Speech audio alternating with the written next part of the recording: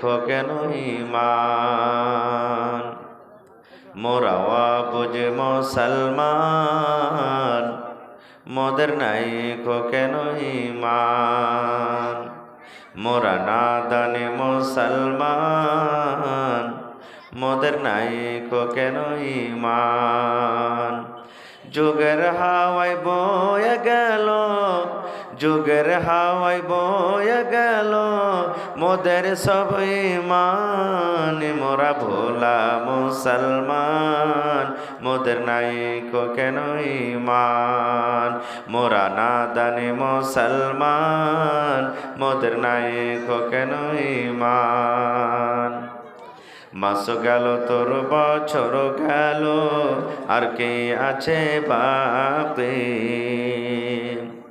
সবাই মিলে বল তোরা নমাজে রোজা ধরেছি মাস গেল তোর বছর গেল আর কে আছে বাকি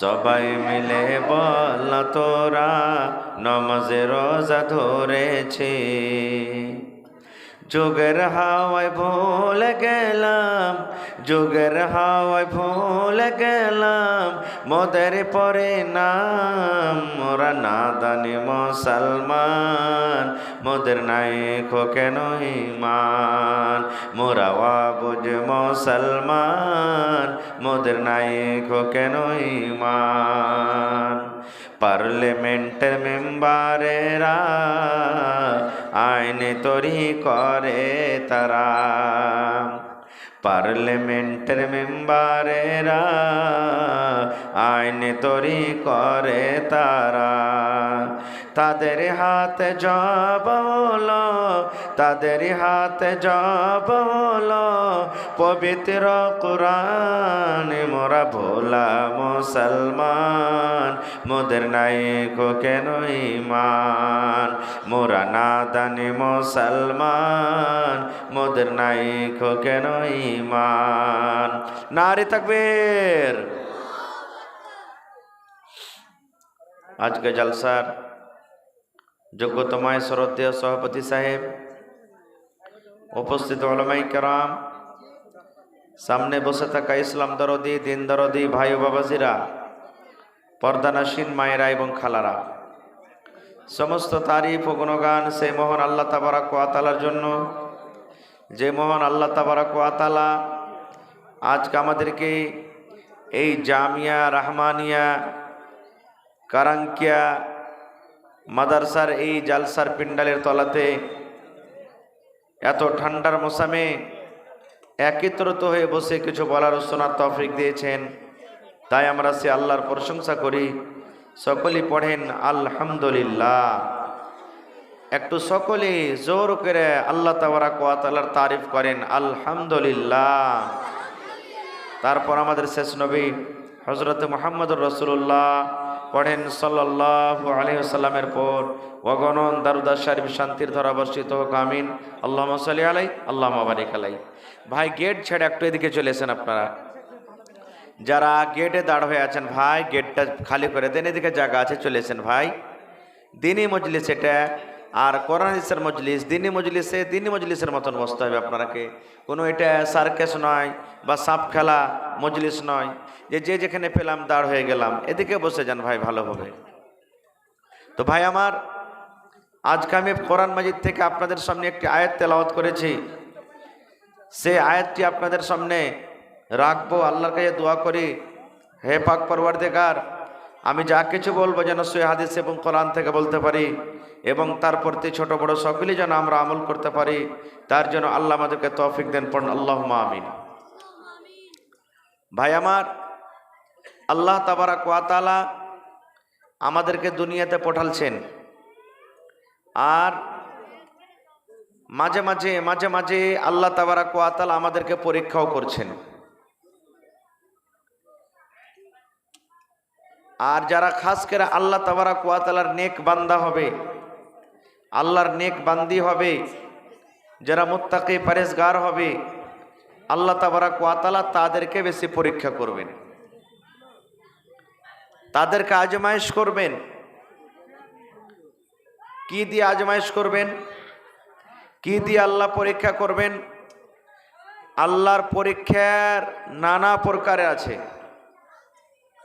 আল্লাহ কাউকে বেটা দিয়ে পরীক্ষা করবেন, আল্লাহ কাউকে বেটি দিয়ে পরীক্ষা করবেন, আল্লাহ কাউকে ছেলে মেয়ে দুটাই দিয়ে পরীক্ষা করবেন, আল্লাহ কাউকে বাঁঝ মানে একটা সন্তান দেয়নি এরকমভাবে পরীক্ষা করবেন, আল্লাহ কাউকে মাল দিয়ে পরীক্ষা করবেন, আল্লাহ কাউকে গরিব দিয়ে পরীক্ষা করবেন, আল্লাহ তাবারাক ওয়া তাআলা কাউকে বেমারি দিয়ে পরীক্ষা করবেন, আল্লাহ কাউরির ফসলকে মেরে পরীক্ষা করবেন। বিভিন্ন রকমের পরীক্ষা রয়েছে দুনিয়াতে।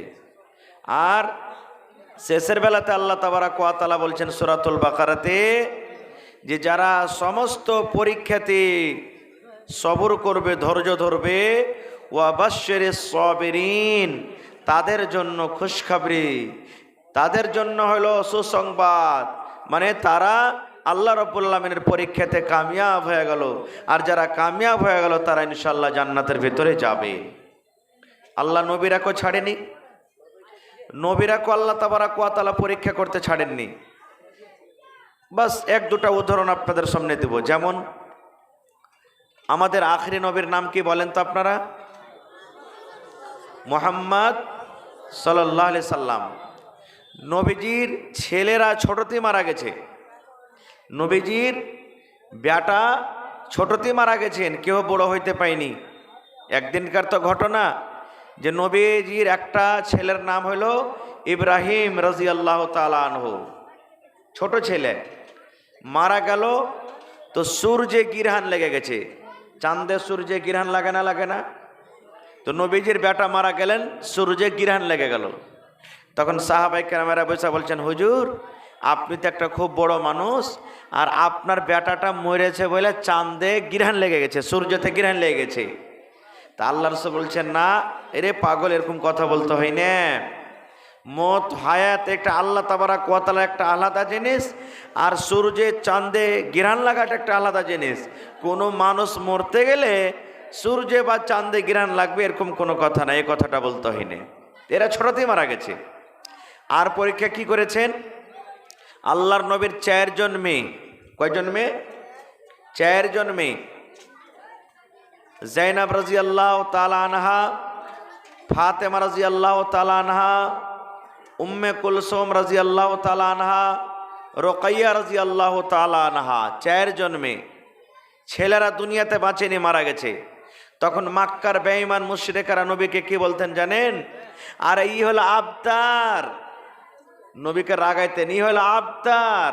আমরা সূরা পড়ি না, ইন্না আতাইনাকাল কাউসার ফাসাল্লি লিরাব্বিকা ওয়ানহার ইন্না শানিয়াকা, তারপরে কি আছে জোরে বলেন?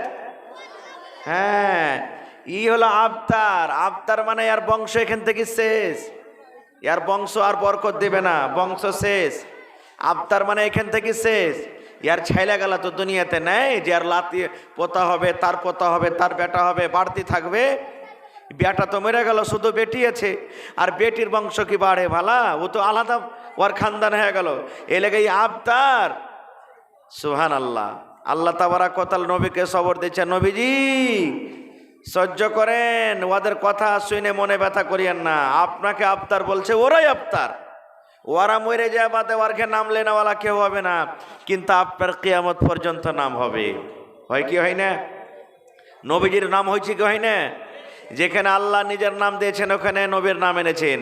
যেমন আমরা পড়ছি আশহাদু আল্লাহ ইলাহা ইল্লাল্লাহু ওয়াহদাহু লা শারীকা লা, এখানটা আল্লাহর হয়ে গেল। তারপর আল্লাহ নিজের নামের সাথে পরে দিয়েছেন ওয়া আশহাদু আন্না, তারপরে কি বলছে? হ্যাঁ, এখানে চলে এলো, নবীর নাম এলো। তারপর আজান দিচ্ছে আল্লাহু আকবার, আল্লাহু আকবার, আশহাদু আল্লা ইলাহা ইল্লাল্লাহ। তারপরে কি বলছে? হ্যাঁ, এখানে নবীর নাম এলো। সুবহানাল্লাহ। এই করে করে অনেক উদাহরণ আছে। তা আল্লাহ তাবারাক ওয়া তাআলা নবীকে পরীক্ষা করেছেন শুধু মেয়ে দিয়ে। আপনাদের মধ্যে কত লোক এমন আছে যে ওর একটা ছেলে হয়নি, শুধু মেয়ে হয়েছে, এরকম আছে না নাই? আর দেখবেন যার বেটি বাড়িতে হয়েছে, কথাতে কথাতে মানুষ ঘুঁচা মারবে, তানা মারবে। খাস করে তো মা খালারা বেশি বলবে, কথাতে